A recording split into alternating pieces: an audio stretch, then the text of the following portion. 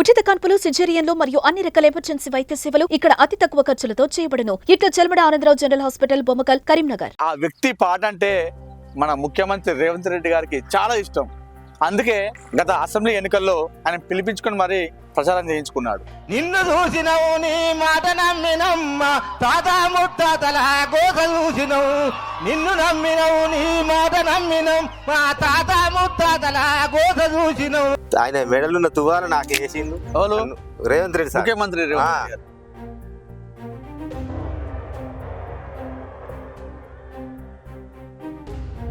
తెలంగాణ ఉద్యమ సమయంలో గొంగడి వేసుకొని గజ్జె కట్టి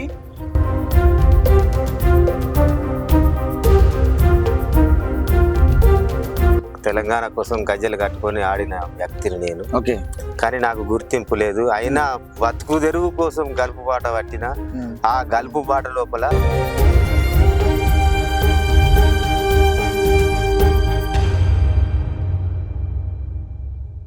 నమస్తే, welcome to Suman TV Karimnagar.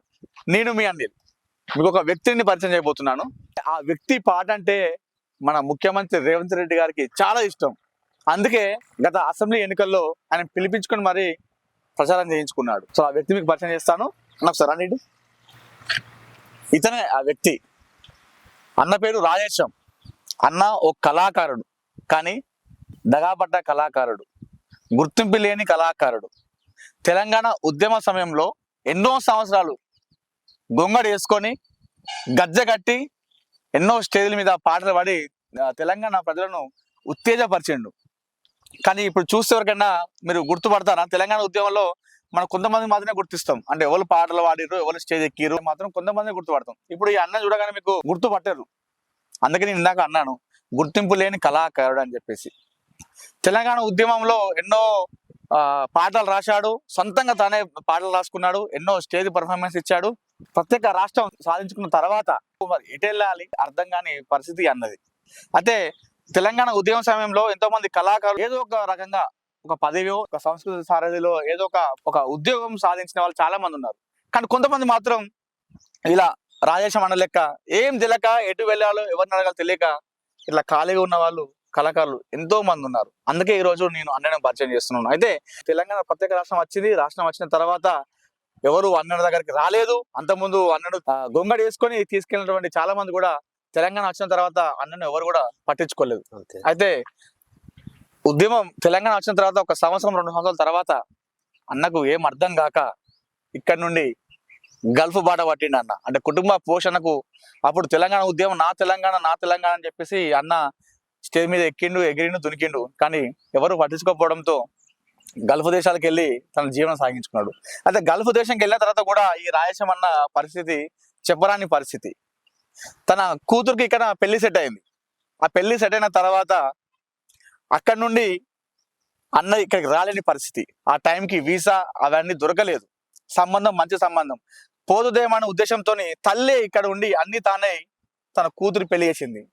కూతురు పెళ్లి కూడా చూసుకోలేని పరిస్థితి అప్పుడు రాజేశం అన్నది. ఆ అనంతరం కొన్ని రోజుల తర్వాత తన భార్య కూడా అనారోగ్యం, లివర్ క్యాన్సర్ తో అనారోగ్యంతో చనిపోతే కూడా అన్న అక్కడి నుండి రాలేని పరిస్థితి. తన భార్య చివరి చూపు కూడా అన్న నోచుకోలేదు. తన భార్య చనిపోయి కొన్ని రోజుల తర్వాత వీసా అని రావడంతో ఇటీవల కాలంలో రావడం జరిగింది. అంటే గత అసెంబ్లీ ఎన్నికల ముందు కొన్ని రోజుల ముందు రావడం జరిగింది. అయితే అసెంబ్లీ ఎన్నికల ప్రచారంలో భాగంగా రేవంత్ రెడ్డి పెద్దపల్లి జిల్లా పర్యటనలో సుల్తాన్పూర్కి రావడం జరిగింది. అయితే వచ్చిన సందర్భంలో అన్న స్టేజ్ మీద ఎక్కి ఒక పాట పాడాడు. ఆ పాట పాడుతున్న క్రమంలో ఒక వ్యక్తి వచ్చి ఇక సరిపోతుంది ఆపు అని చెప్పేసి అన్న క్రమంలో రేవంత్ రెడ్డి వద్దు అని చెప్పేసి ఆపకండి ఆయన పాట పాడని చెప్పేసి ఈ అన్నతో మొత్తం పాట పాడించుకున్నాడు రేవంత్ రెడ్డి. ఆ పాట నచ్చడంతో అదే రోజు అన్న నువ్వు ఇట్లా కాదు, నువ్వు నాతో ప్రచారానికి రావాలని చెప్పేసి ఆ రోజు ఒక ప్రత్యేక కారు ఇచ్చి ఈ అన్నకు జైత్యాల తీసుకెళ్లి ఆడ రేవంత్ రెడ్డి పక్కన నిల్చొని మొత్తం ప్రచారం చేసిండు. ఇప్పుడు ప్రస్తుతం ఇది ఏంటంటే రేవంత్ రెడ్డి గారి దగ్గరికి నేను వెళ్ళాలి. అప్పుడు ఎన్నికల ముందు కలిసిండు అన్న. కాకపోతే ఇప్పుడు గెలిచిన తర్వాత అన్నకు ఎన్నో పనులు ఉంటాయి, రేవంత్ రెడ్డికి ఎన్నో పనులు ఉంటాయి. కాబట్టి నన్ను గుర్తించలేకపోతాడు. నన్ను రేవంత్ రెడ్డి దగ్గరికి తీసుకెళ్ళానన్నగా అన్న అనుకుంటున్నాడు. ఒకసారి అన్నతో మనం మాట్లాడదాం. అన్న నమస్తే. నమస్తే అన్న. నమస్తే. ఏ ఊరు అసలు మీది? ఏ జిల్లా, ఏ మండలం, ఏ ఊరు అసలు మీది? మాది పెద్దపల్లి జిల్లా ఎలిగేడు మండలం సుల్తాన్పూర్ గ్రామం. ఓకే, రాజేశం గౌడ్. ఓకే.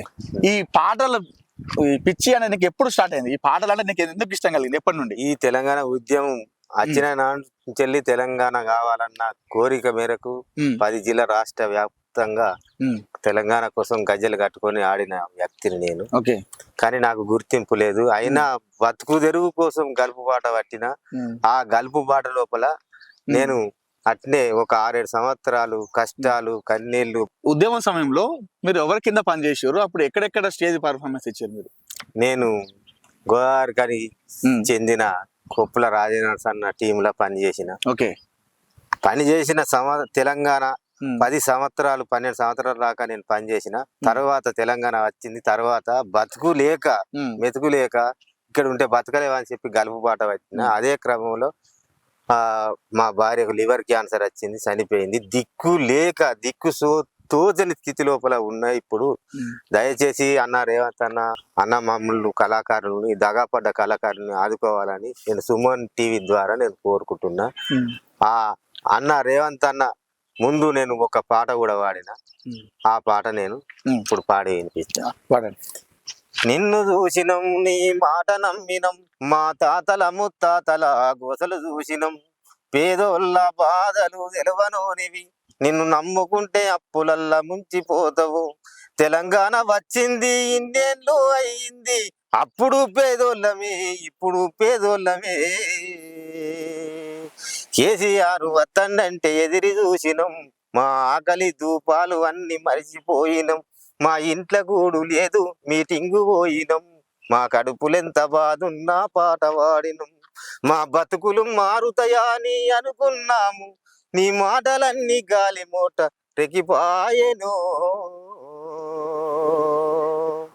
ఈ దగాపడ్డ కళాకారుని ఆదుకోవాలా అన్నగారిని నేను సుమన్ టీవీ ద్వారా కోరుకుంటున్నా. అదే విధంగా తెలంగాణ కోసం ఎంతో మంది అమరులయ్యారు, వాళ్ళ త్యాగాల మీద ఈ తెలంగాణ వచ్చింది. అందుకొరకు అమరులను కూడా మనం తలుచుకోవాల్సిన బాధ్యత మనకున్నది.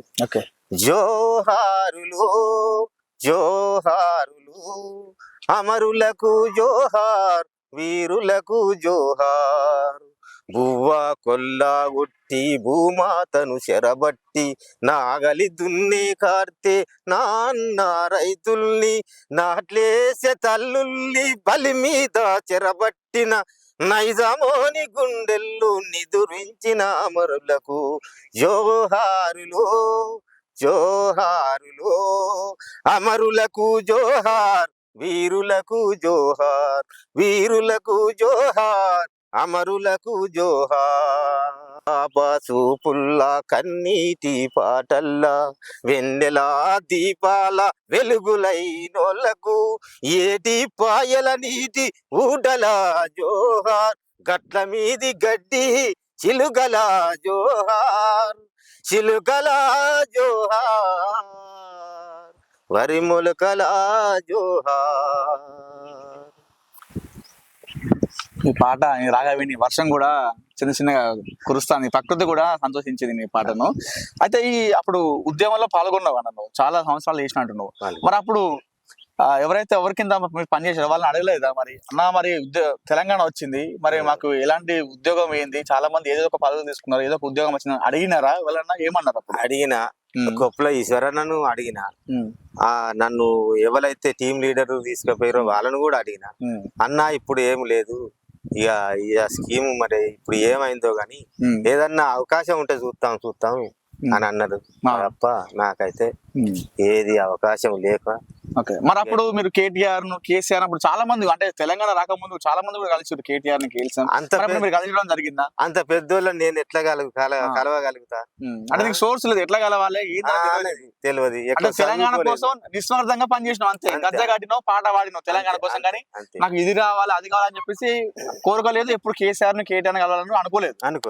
అనుకున్నా కానీ మనం ఎవరు తీసుకుపోయే నాయకుడు ఉండాలి కదా, ఈ లేని కళాకారుని ఎవరు తీసుకుంటారన్నా? ఇవాళ సుమన్ టీవీ వచ్చింది, ఆ సుమన్ టీవీకి ధన్యవాదాలు తెలుపుకుంటున్నా.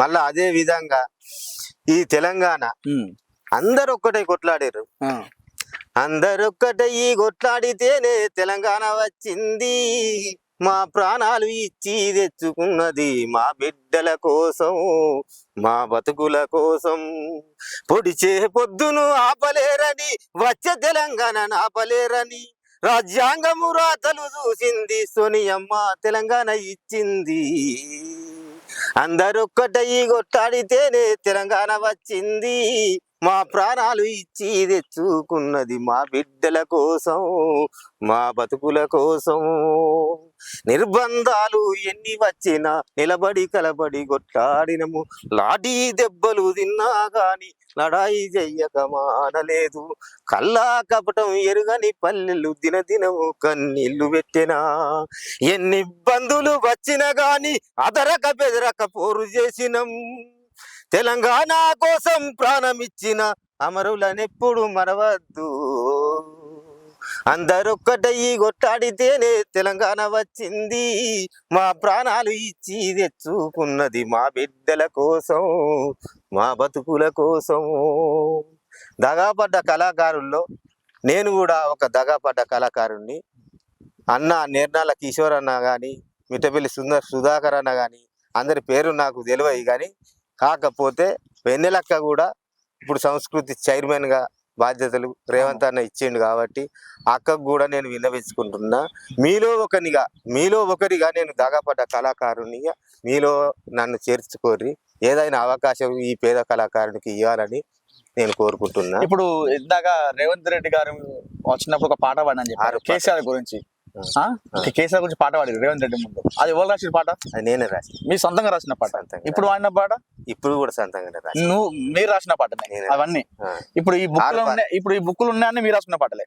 6 పథకాలది కూడా నేను రాసిన, అది కూడా. అయితే ఎప్పుడు వచ్చింది ఇక్కడికి మీరు ఆయన ముందు స్టేజ్ మీద ఎక్కి? అదే ఎప్పుడు ఆ సందర్భం ఒకసారి మాకు. మా సుల్తాన్పూర్ గ్రామంలో ధరణి విషయంలో రేవంత్ రెడ్డి సారు వచ్చిండు. అసెంబ్లీ ఎన్నికల ముందు గెలవక ముఖ్యమంత్రి కాకముందు ఇప్పుడు వచ్చిండు.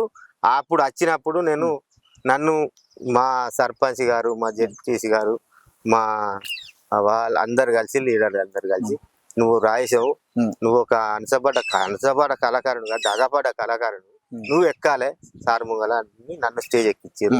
అప్పుడే నేను పాట పాడిన. ఆ పాట పాడిన తర్వాత ఏమన్నాడు మళ్ళీ అక్కడి నుంచి వెళ్ళి మళ్ళీ నన్ను జగిత్యాలకు తీసుకుపోయిండు. జగిత్యాల కూడా నేను ఇదే పాట పాడిన, ప్రచారం చేసిన. ఆ సభలో నేను ప్రచారం చేసిన. ఆ సభల్ని నన్ను ఈ మన శ్రీధర్ బాబు సారు, పొన్నం పావకర్ సారు, వీళ్ళంతా పెద్ద పెద్ద సార్లు అందరు ఉన్నారు. వాళ్ళ సమక్షంలో నాకు ఆ ఒక ఆయన మెడలున్న తువాల నాకు వేసిండు రేవంత్ రెడ్డి సార్, ముఖ్యమంత్రి. నాకు అంతకన్నా సంతోషం నాకు ఏమనిపించలే. ఇప్పటికైనా నన్ను రేవంత్ రెడ్డి సారు నన్ను మర్చిపోవద్దు అనే కోరుకుంటాను. మరి ఆయన పక్కన నుండి నువ్వు ప్రచారం చేసినావు, ఇలా ఆయన ముఖ్యమంత్రి అయిన ఎలా అనిపిస్తుంది నీకు? ఇక నాకు ఏదన్నా సాయం మాత్రం కావాలి అన్నగాని కోరుకుంటున్నా. సుమన్ టీవీ ద్వారా ప్రజల పాలన, ప్రజలు మెచ్చే పాలన వచ్చింది. 10 ఏళ్ల పాలన పాట అయిపోయింది. ప్రజాపాలన, ప్రజలు మెచ్చే పాలన వచ్చింది అని నేను రేవంత్ రెడ్డి సార్ను నేను కోరుకుంటున్నా. 6 గ్యారెంటీల మీద పాట రాసిన వాట ఏంటది? రాసిన, రాసుకున్నా. 6 పథకాల గ్యారంటీలు అమలవుతున్నాయి, అందరి కళ్ళల్లో ఆనందం నిండుతున్నది. అభివృద్ధికి దూరమైన పేద ప్రజలకు అండగా మనకున్నడు రేవంత్ అన్న. కట్టెల పొయ్యి తోటి కష్టమైతందని 500కే సిలిండర్ ఇస్తుండ్రు. కొద్దంత కష్టపడి చెలుకలు తిరిగి ఉండటానికి మనకు ఇల్లు కావాలని ఇందిరమ్మ ఇళ్లను ఇస్తున్నారు. ఇందిరమ్మ ఇళ్లను ఇస్తున్నారు. ఇంటికి పెద్దన్నయ్యి అండగున్నాడు. 6 పథకాల గ్యారంటీలు అమలవుతున్నాయి, అందరి కళ్ళల్లో ఆనందము నిండుతున్నది. 2000 పింఛను కరుసుకు జాలయ్యా అని 4000 పింఛను ముసలోళ్ళకిస్తుండ్రు. రైతుల బాధలు చూసి రుణమాఫీ చేసిండు, రైతుల కష్టము చూసి బోనసు వేసిండు. కష్టాలు తెలిసిన మన రేవంత్ అన్న, కష్టాలు తెలిసిన మన రేవంత్ అన్న ఆపదు బంధవుడై ఆదుకుంటాడు. మంచి మనిషి రేవంత్ అన్నను మరిచిపోవద్దు, మళ్ళీ మళ్ళీ రావాలి, మన కోసం రావాలి. అవినీతికి తగు లేకుండా రాష్ట్రము నడవాలంటాడు, అన్యాయం జరిగితే ఎదిరిస్తాడు, చిన్న పెద్దలందరినీ కలుపుకొని పోతాడు, అభివృద్ధి బాటలో రాష్ట్రము నడవాలంటాడు.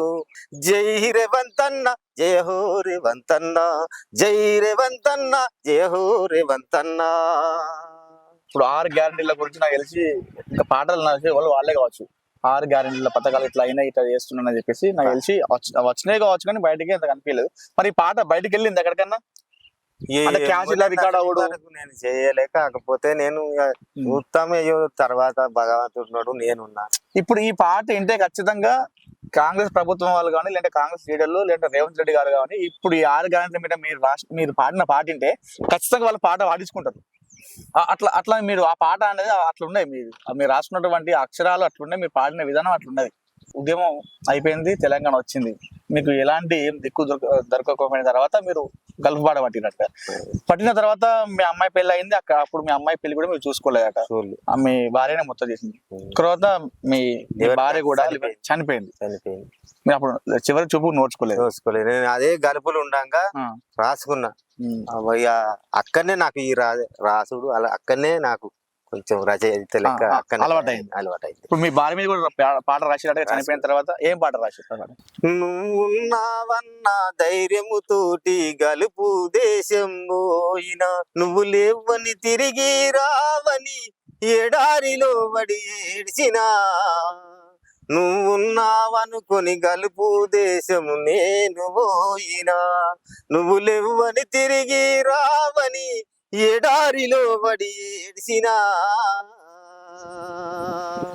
జగిత్యాల బస్ ఎక్కుతుంటే గొల్లు మాని ఏడ్చిండ్రు, ఏడుపులిన్నా కడుపుల దుఃఖం ఆగపాయే నాకు, తిరిగి మళ్ళస్తన రాను నా వాళ్ళను చూస్తన చూడను, బతకటాని కోతున్నాను బాధలైనా అనుభవిస్తా, ఎంత కష్టమున్నా గాని వెనుకకు నేను మళ్ళీ రాను, నువ్వున్నావనుకొని గల్పు దేశము నేను పోయినా, నువ్వు లేవని తిరిగి రావని ఎడారిలో వడి ఏడ్చినా,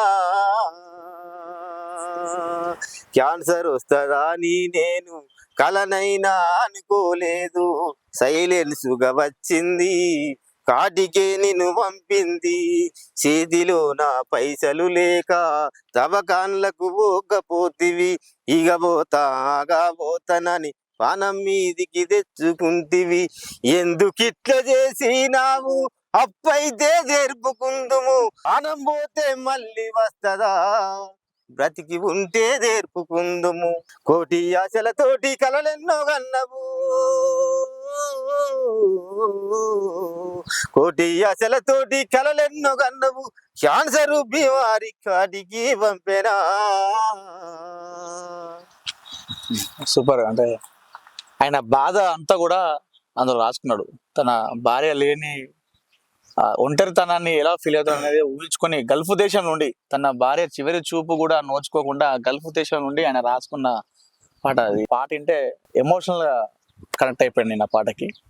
సో ఇది రాజేశం అన్న ఒక దగాపడ్డ కళాకారుడు, ఒక గుర్తింపు లేని కళాకారుడు. తెలంగాణ ఉద్యమం కోసం ఎన్నో స్టేజ్ ఎక్కి గజ్జగట్టి దునికిండు అన్న, కానీ ఇప్పటికి కూడా ఎలాంటి గుర్తింపు కూడా రాలేదు. రేవంత్ రెడ్డి గారు ఇక్కడికి వచ్చిన సందర్భంలో రాజేశం అన్న పాటను మెచ్చి ఆయన పిలిపించుకొని జగిత్యాలలో ప్రచారం చేయించుకొని ఆయన మీద ఉన్నటువంటి శాల్వా దాన్ని తీసి ఈ రాజేశం అన్న మెడలో వేసిన సందర్భం ఆయన ఇంకా ఇప్పటికి నేను మర్చిపోలేనిది అన్నట్టుగా అన్న చెప్తున్నాడు. ఈ కళాకారుణ్ణి ఇప్పుడు ఉన్నటువంటి కాంగ్రెస్ ప్రభుత్వం, కాంగ్రెస్ నాయకులు కావచ్చు, అదేవిధంగా వెన్నెలక్క రేవంత్ రెడ్డి గారు ఒకవేళ ఈ వీడియోస్ మీ దగ్గరకు వచ్చినట్టయితే ఈ దగాపడ్డ కళాకారుని మీరు ఆదుకోవాలని, మీరు గుర్తించాలని సుమన్ టీవీ తరఫున కోరుకుంటూ కెమెరా పర్సన్ కుమార్తో అనిల్, సుమన్ టీవీ, సుల్తాన్పూర్ నుండి.